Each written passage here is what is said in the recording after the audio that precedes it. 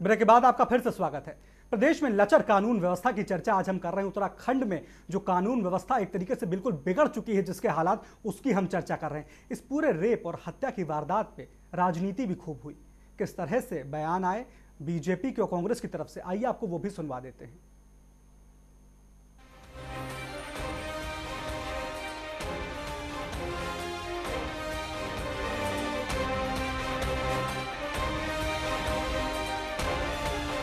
उत्तराखंड में राज्य गठन के बाद महिलाओं पर अत्याचार कशिश के साथ हल्द्वानी में घटित हुआ है।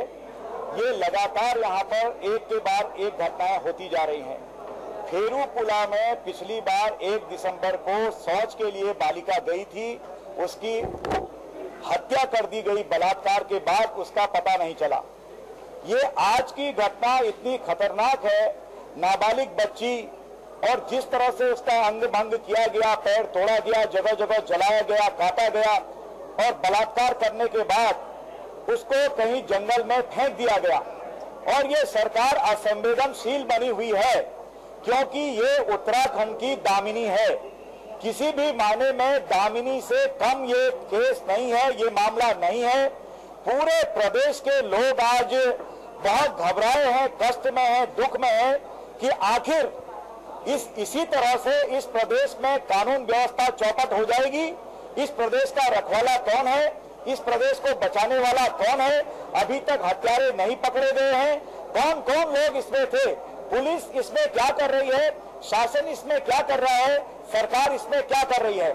पूरे प्रदेश के बाहर के अपराधी जितने भी हैं वो उत्तराखंड में आके उन्होंने उत्तराखंड को ऐशगाह बना लिया है।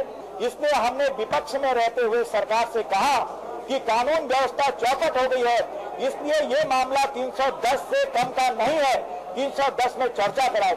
लेकिन घबराकर सरकार ने इसमें 310 में चर्चा कराने से बात टाल दी है। मैं सोचता हूँ कि आज पूरे प्रदेश जल रहा है। जो दिल्ली के अंदर हुआ वो यहाँ भी हो रहा है। मैं सोचता हूँ यह देवभूमि कलंकित होती जा रही है। इसको लेकर के हल्द्वानी में कर्फ्यू जैसा वातावरण बना हुआ, पिथौरागढ़ में जल रहा है। आम एक भी दुकान चाय तक की खुली नहीं पिथौरागढ़, हल्द्वानी के अंदर, अन्य जगहों में। मैंने आह्वान किया अपने प्रदेश की पार्टी की तरफ से कि आज शाम तक यदि अपराधी पकड़े नहीं गए, उनको सजा नहीं सुनाई गई, तो कल पूरा प्रदेश के अंदर प्रदर्शन होगा, सरकार के पुतले जलाए जाएंगे, या फिर और आगे इस प्रकार की ज्वाला भड़केगी। ये थमेगी नहीं, रुकेगी नहीं, क्योंकि कई जगह आत्महत्या करने के लिए भी मजबूर भी किया जा रहा है। आपका नहीं, आपदा के तहत बहुत सारे लोग आत्महत्या करने के लिए मजबूर हो गए हैं। ये आए दिन घटनाएं घट रही प्रदेश के अंदर, इसमें लगाम नहीं लग रहा है, विराम नहीं लग रहा है। सरकार सोई हुई है, अपने आप में मदमस्त है, चूर है, उसको जनता की परवाह नहीं। इसलिए हमने कहा जो कल हल्द्वानी के अंदर एक छोटी लड़की की हत्या कर दी गई है, वो 7 दिन से गुम थी। पूरे पिथौरागढ़ गढ़ और अल्मोड़ा बंद है, पूरा हल्द्वानी बंद है, तनाव की स्थिति है। लगातार इस प्रकार की घटनाएं प्रदेश के अंदर बढ़ रही है। 1 साल पहले फेरूपुर के अंदर एक लड़की के साथ बलात्कार कर दिया गया और उसके बाद में उसकी हत्या कर दी गई। आज तक वो केस भी नहीं खुला है।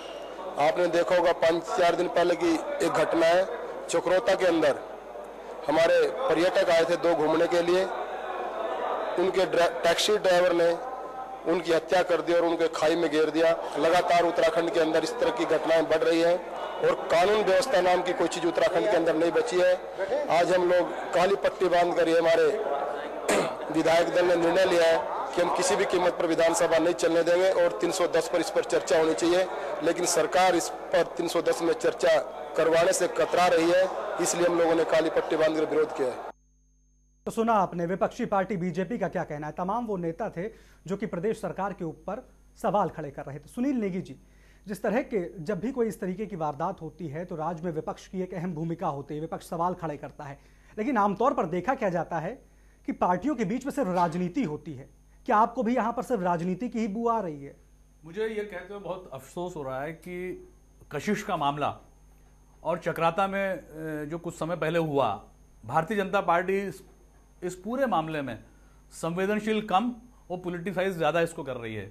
मैं आपको दावे से कह सकता हूं इस बात को कि आज हरीश रावत जो वहां के मुख्यमंत्री थे वहां गए, मुख्यमंत्री अगर किसी क्षेत्र में संवेदना प्रकट करने जा रहे हैं तो ठीक है, आप विरोध करिए। विरोध को किसी ने, प्रजातांत्रिक व्यवस्था है, सबको अधिकार है, कॉन्स्टिट्यूशनल राइट है विरोध करने का। लेकिन भारतीय जनता पार्टी के लोगों ने पथराव किया।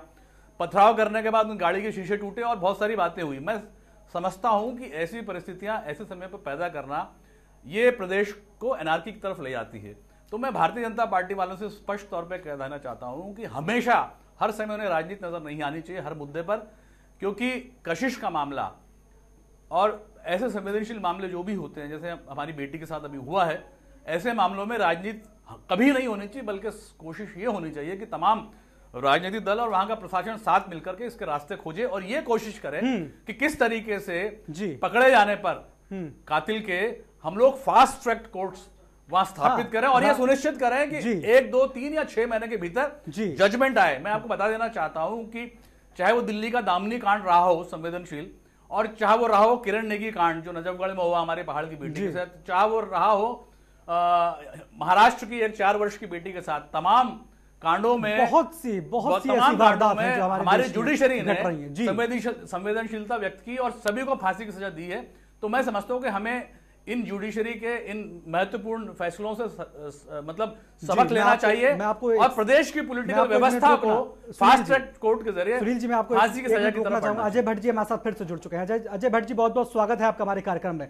हम लोग उत्तराखंड की कानून व्यवस्था पर चर्चा कर रहे हैं। अजय जी, आज किस तरह का कानून व्यवस्था है उत्तराखंड में और किस इस तरीके की वारदात हो जाती है, 7 दिन तक पुलिस कोई कार्रवाई नहीं कर पाती, 8वें दिन आरोपी को गिरफ्तार किया जाता है। किस तरह की पुलिस और किस तरह की सरकार है उत्तराखंड की? हेलो जी अजय जी, आप मुझको सुन पा रहे हैं? हेलो, आप मुझको सुन पा रहे हैं अजय जी? हेलो, लगता है शायद हमारा संपर्क फिर से अजय भट्ट जी से टूट गया है। हम फिर से उनके साथ जुड़ने की कोशिश करेंगे। लेकिन प्रदीप जी, जिस तरीके से सुनील जी कह रहे थे, जो बात सुनील जी उठा रहे थे कि ऐसे मामलों में कमोबेश देखा जाता है कि राजनीति जरूर होती है, तो बीजेपी की तरफ से जो इस तरीके के बयान आ रहे हैं कि प्रदेश सरकार के ऊपर हमला हो रहा है, लेकिन जब बीजेपी सत्ता में थी तब बीजेपी की तरफ से उस दौरान भी इस तरीके की तमाम घटनाएं हुई थी। महिमा हत्याकांड एक पूरा सामने आया था जिसको लेकर के राज्य में आपने भी उसका जिक्र किया था, काफी उग्र प्रदर्शन हुआ था उसका उस समय भी। जी, रामनगर की घटना थी और रामनगर में जो महिमा हत्याकांड हुआ था, महिमा भी जो है कि विवाह समारोह से ही उसको उठाया गया था और उस बच्ची की भी बलात्कार के बाद हत्या हो गई थी। उसमें किसी नतीजे पे पुलिस नहीं पहुंच पाई है। कभी उसके परिवार को, कभी रिश्तेदारों को उसमें दोषी ठहराया जाता, कभी नार्को टेस्ट होता है, लेकिन नतीजा कुछ नहीं निकलता है। कुल मिलाकर जैसा कि सुनील जी ने भी कहा कि ये राजनीति से इतर विषय है, ये मानवता का विषय है और इसमें राजनीति कतई नहीं होनी चाहिए। दूर दूर तक इसका राजनीति से कोई वास्ता नहीं होना चाहिए। और जैसे कि बसंत विहार गैंगरेप में आपने देखा होगा कि पूरा देश एक हो गया था, उसके बाद कानून भी बने, काफी सख्ताई से कानून बने और उन पे अमल भी हुआ और नतीजे सबके सामने हैं।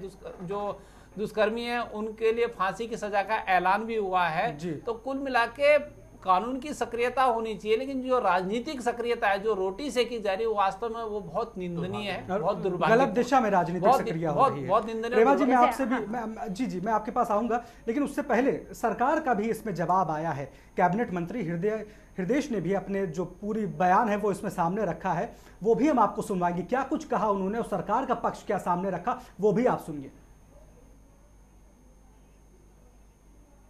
बच्ची के अभिभावकों से बात हुई,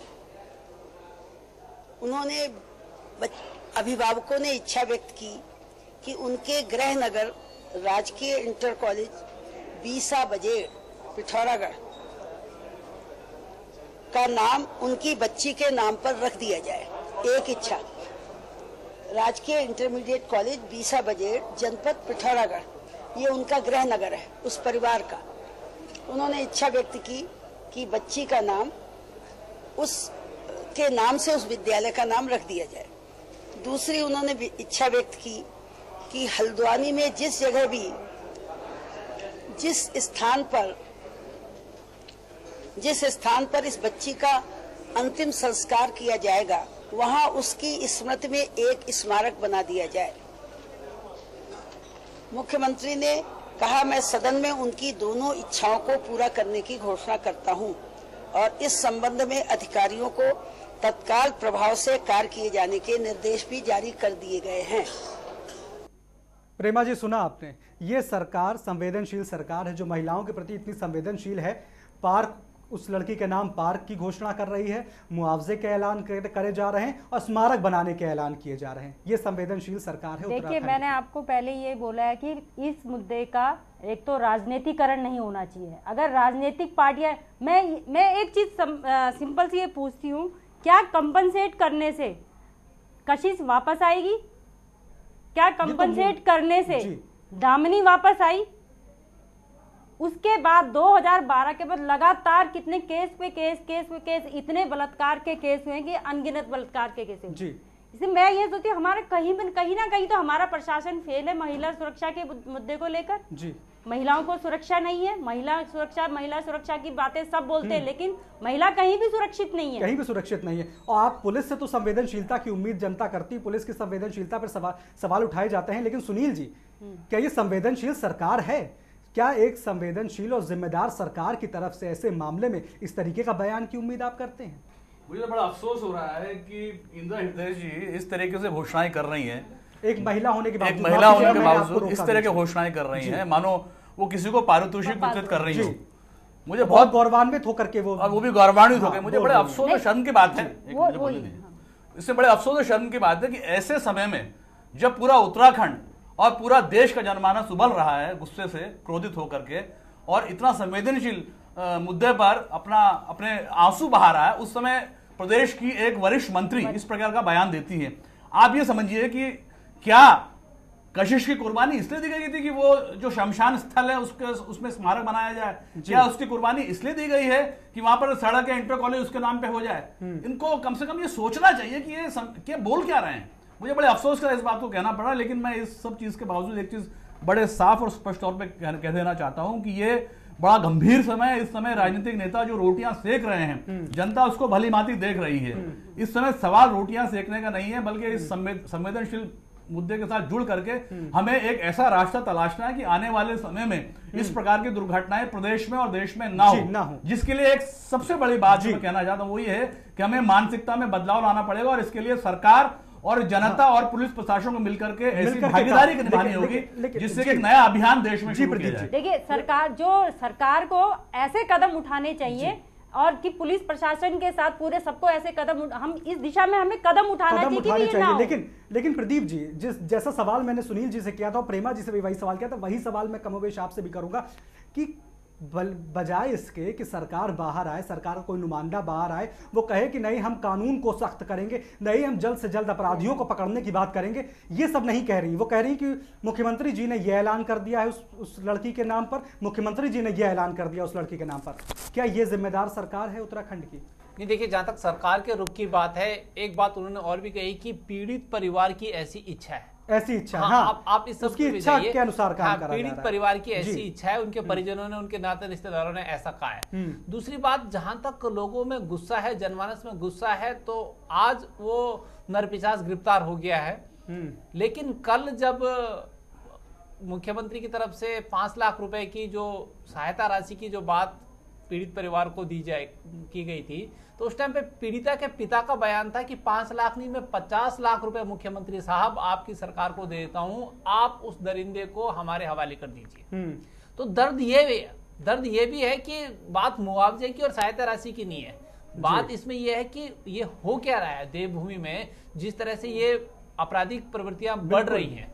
और दूसरी बात यह है कि जैसे कि सुनील जी ने पहले कहा था कि कुछ वहां पे बाहर के लोग जो है ना, वहां की फिजा को बिगाड़ रहे हैं। बाहर के लोगों से मेरा इशारा यह है कि आपने देखा होगा कि जो ये आपदा आई थी, तो आपदा के बाद जो मृतक थे, महिलाओं के शरीर से जो है कि जेवर निकालने की वारदातें आई थी, उनकी अंगूठियां काट दी गई, उंगलियां काट दी गई थी, अंगूठी नहीं निकल पा रही थी, और पैसे लूटे गए थे। तो इसमें पहाड़ के बासिंदे नहीं थे, इसमें नेपाली मूल के लोग थे। एलआईयू की रिपोर्ट ये कहती है कि नेपाली मूल के जो वहां पे काम करने वाले, जिनको स्थानीय भाषा में डोटियाल कहा जाता है, उन लोगों ने ये काम किया था, और उससे जो है कि अपराध की जो प्रवृत्ति है वहां पे बढ़ रही है। जी नहीं, सामान्य कानून व्यवस्था तो लचर है ही। नहीं, इसमें कोई दो राय नहीं। कानून देखिए, कानून व्यवस्था की जो बात है, बहुत बड़ा राज्य नहीं है, बहुत छोटा राज्य है, और वहां पे कानून व्यवस्था कायम रख पाना इतना कठिन काम नहीं था। लेकिन सबसे बड़ी नाकामी है कि एक छोटे से राज्य की कानून व्यवस्था अगर व्यवस्थित नहीं हो पा रही है तो कहीं ना कहीं ये सवालिया निशान राज्य सरकार पे लगता है। बिल्कुल खड़े होते हैं। जिस तरह से हम लोग चर्चा कर रहे हैं, सामान्य कानून व्यवस्था जो है वो तो सवाल के घेरे में है ही, लेकिन महिलाओं से जुड़े हुए जो अपराध हैं वो भी राज्य में लगातार बढ़ते चले जा रहे हैं। ब्रेक के बाद हम उस पर चर्चा करेंगे।